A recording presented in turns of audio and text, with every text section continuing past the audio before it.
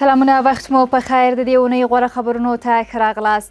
د هیواد په 21 ولایتونو کې د 42 لویو بندونو د جوړولو هوکړه لیک لاسلیک شو.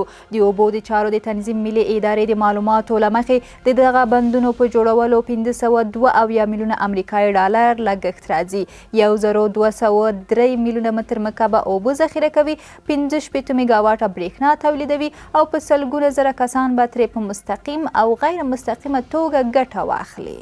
ولسمشر محمد اشرف غني د هیواد په 10 ولایتونو کې د اوبو او برېښنا د 133 پروژو پرانیسته وکړه. هغه په ار کې جوړ شوې غونډې ته ویل د خوښۍ ځای دی چې نن کندوز کې د ارچي کانال، تخار کې د شهروان کانال، فراه او خوست ولایتونو کې د اوبو رسولو پروژې ګټې اخیستنې ته سپارل کیږي. ولسمشر په خپلو خبرو کې زیاته کړه چې د نړیوالو مناسباتو له مخې افغانستان انزوا ته نه ځي او موږ د نړۍ سره په یوه نوي فصل کې واقع شوي یو.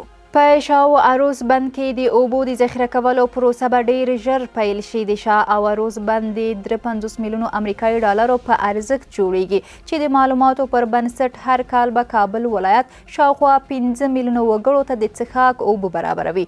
چارواکي وایي چې د شاه عروس د بند 9.3 میلیونه متر مکعب اوبه زیرمه کوي او کولی شي 1.5 میګاواټه برېښنا تولید کړي. افغانستان کې د اوبو د مدیریت په برخه کې اوس مهال د زیات شمیر بندونو کارونه روان دي. د وسپنې پټلۍ ادارې په تیره یوه میاشت کې د حیرتان، مزار شریف، خواف، هرات او تورغندۍ وسپنې پټلۍ له لارې 14,490 ټنه تولیدي او زراعتي توکي بهر ته صادر کړي دي. د وسپنې پټلۍ اداره وایي دغه توکي ازبکستان، روسیه او قزاقستان هیوادونو ته استول شوي دي. د معلوماتو له مخې په دغه شمیر واګونونو کې 383,000 څخه زیات ټنو سوداګریز توکي بار و چې عمده برخه یې خوراکي مواد او همداراز نور برخه نفتي، ساختماني او نور اړتیا وړ توکي دي. ننګرهار کې د 100 میلیونه افغانیو په لګښت د 10 میگا ولټ امپایر په ظرفیت 5 پاور ترانسفارمر ګټې اخیستنې ته وسپارل شو. ځایي چارواکي وایي دغه ترانسفارمر په فعالېدو سره به سلګونه کورنۍ د برېښنا له نعمت څخه برخمنې شي.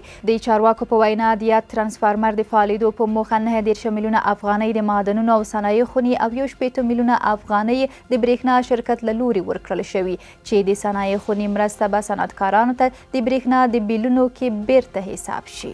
په هرات، غزني، سرپل، کندوز، بلخ، فاریاب او دایکنډي په ولایتونو کې سږکال د زعفرانو د پروسس 38 مرکزونه جوړ شي. د کرنې او مالدارۍ وزارت وایي چې د دغو مرکزونو جوړول د محصولاتو د زیاتوالي، د کیفیت ښه کېدو او د زعفرانو د ارزښت په لوړولو کې مرسته کوي. د افغانستان زعفران په نړۍ کې د کیفیت له مخې ځانګړی نوم او ځای لري.